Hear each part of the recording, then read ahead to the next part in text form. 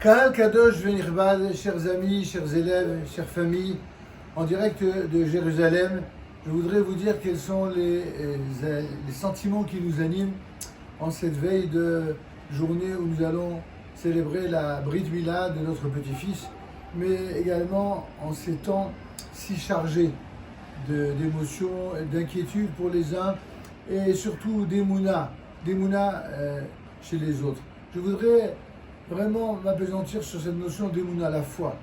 La foi juive, c'est ce qui a permis à tous les juifs de toutes les générations de traverser toutes les vicissitudes de notre existence, aussi bien en tant qu'individu, en tant que famille, en tant que peuple, en tant que nation.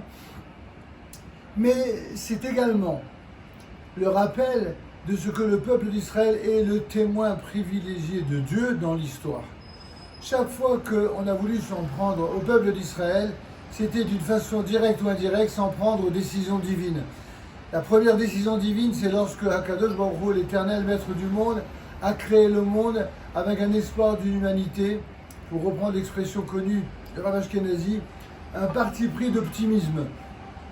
Dieu a souhaité faire cette humanité pour qu'elle fasse le bien, pour qu'elle réalise le bien, pour qu'elle réalise ce pourquoi Dieu a créé le monde. Or, voici que Adam, le premier homme, a failli dans cette humanité-là. Et Dieu a désormais confié la mission à un autre personnage. C'est ainsi dans le monde des humains. Lorsque quelqu'un s'avère incapable de mener à bien une mission, alors il faut changer et la confier à celui qui en est capable. C'est donc Abraham qui s'est vu confier cette mission. Après lui, ce sera Moïse. Et après lui, ce seront tous les grands chefs, aussi bien militaires, politiques, spirituels d'Israël. Dans cet ordre-là ou dans l'autre ordre, les vrais chefs d'Israël sont ceux qui se préoccupent et se soucient de la réussite des combats du peuple d'Israël dans l'histoire, non seulement pour le bien d'Israël, mais pour le bien de l'humanité tout entière. Le peuple juif n'est pas contre l'humanité, le peuple juif n'est pas contre les hommes, le peuple juif n'est pas contre les peuples. Le peuple juif est exactement pour ce que Dieu a décidé, à savoir que tout être humain, que chaque peuple a un rôle, a une fonction absolument déterminante dans l'histoire quant à la réalisation des projets divins dans ce monde. Dans cet ensemble de projets, le peuple d'Israël a un rôle encore plus significatif, plus particulier. C'est celui d'œuvrer pour la justice, mais pas la justice dont certains se prévalent et prétendent œuvrer pour la justice contre la guerre, contre le mal. Nous savons par la Torah, par Dieu lui-même, ce que signifie le mal, ce que signifie la justice, et la justice, ce que signifie le mal et le bien, ce que signifie se battre pour mériter et hériter de la paix, la vraie, véritable paix.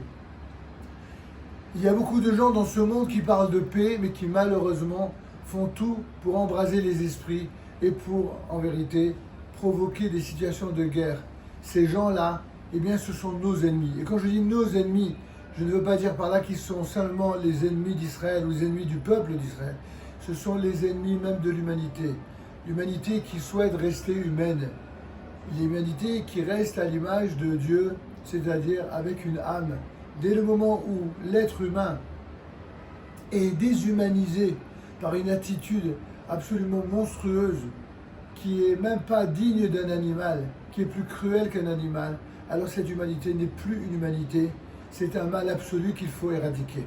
C'est ce que Be'ezrat Hashem, depuis Jérusalem, nous prierons et nous associerons, comme nous le faisons depuis déjà 3000 ans, et depuis David Ameller, et avant, depuis Abraham, et puis plus récemment, depuis 75 ans, depuis la renaissance de l'État juif en terre d'Israël.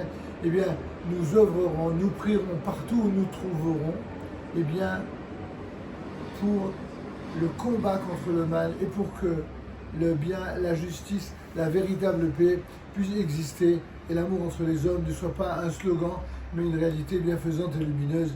Amen, qu'il n'y ait la seule, que Dieu vous bénisse et vous protège depuis Jérusalem. Amen.